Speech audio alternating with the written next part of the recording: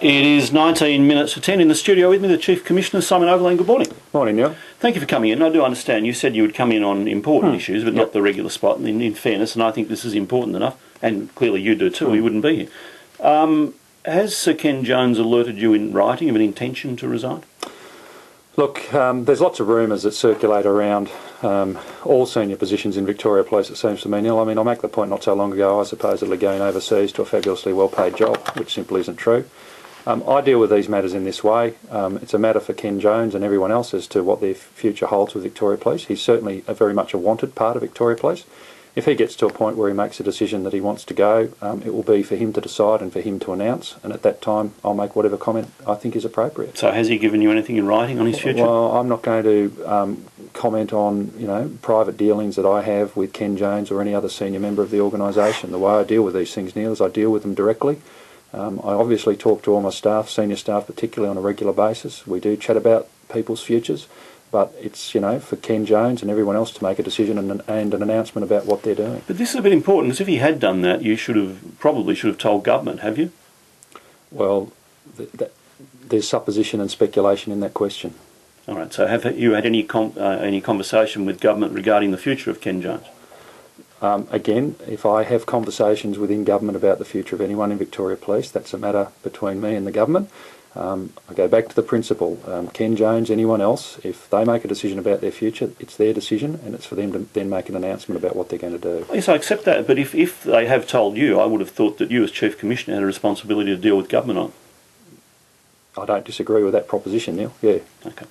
But you won't say whether you have dealt No, I just don't think it's appropriate, Neil. I mean, I think it's for individuals to, decide for themselves, firstly, whether they want to stay. And if they don't, it's for them to then make that announcement. I do make this point, Ken Jones is a very valued member of my senior leadership team. I want him there for as long as he wants to be there. You get on okay with him? We've been down this territory before. Well, I mean, the suggestions that you've done. Yeah, I know. A bit of tension, a bit of disagreement. Yeah, there is. There is. Healthy? Absolutely. As it should be. So you talk to each other regularly, there's no bitterness or anything? There is no bitterness. We talk to each other regularly. In fact, one of the things I've done is we've all just moved back onto the same floor. So we're back on the same floor, which I think has aided the communication no end. We talk regularly. We do sometimes disagree. Sometimes I come around to his point of view. Sometimes I don't, but that's as it should be. What about Ken Lay? Are you willing to say whether he is considering his future? Look, it's the same deal. I mean, Ken Lay, again, highly valued, highly regarded member of my senior leadership team. I want him there for as long as he wants to be there. But, he will make his own decisions, and when he does, he'll make his own announcements around those things. Is he in Indonesia at the moment? He is overseas at the moment, yeah, he's having a break. Oh, he's on holiday? Yeah. It's been suggested to me that you've been helping him to find a job in Indonesia, is that wrong? Again, they're essentially private matters, Neil. I mean, they're matters between me and Ken Lay, me and Ken Jones, me and Kieran Walsh. I mean, Kieran's overseas at the moment too, so, Well, that's another matter too. What, the fact that he's overseas? Yeah, it is. In what way? Well, he's the Deputy Commissioner in charge of traffic, and it's one of the biggest times of traffic this Easter, and he's away. He is. Should he be? Yep, absolutely, because we've got a lot of very talented people in Victoria Police. Why did you move Ken Lay out of traffic? It's part of some reorganisation that I did at the very senior levels.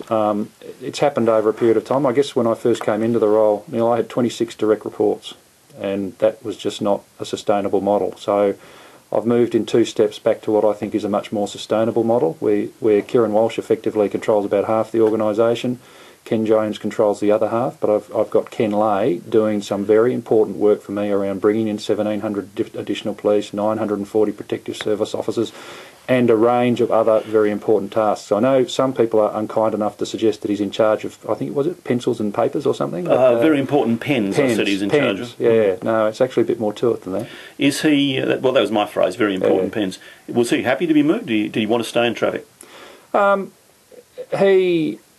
He loves traffic. I mean, he had a real passion for it, and I think he was extremely good at it.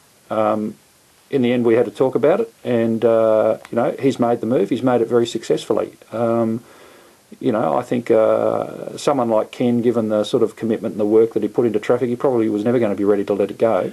But he understands the importance of what he's now doing. Are you able to tell us when the contract for either of them ends?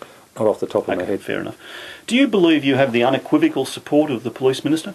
I believe I've got the support of the Police Minister, but look, you should ask him that. I mean, he has been out publicly this morning indicating that he does support me, but he can speak for himself, and I guess if you want to hear from him, you'll ring him up and he'll tell you what he thinks. I will. He didn't sound too supportive yesterday, did he? He was pretty cross, and the Premier the day before... They've got every right to be cross. I'm not going to pretend we haven't had a good week. We haven't had a good week. There's no point pretending otherwise. It's bleedingly obvious that we haven't had a good week. This link issue is not a good issue. I understand that the government is quite rightly annoyed, and they've got every right to be annoyed. It's not a problem of their making, but they're going to have to, with me, find a way to deal with it in the future.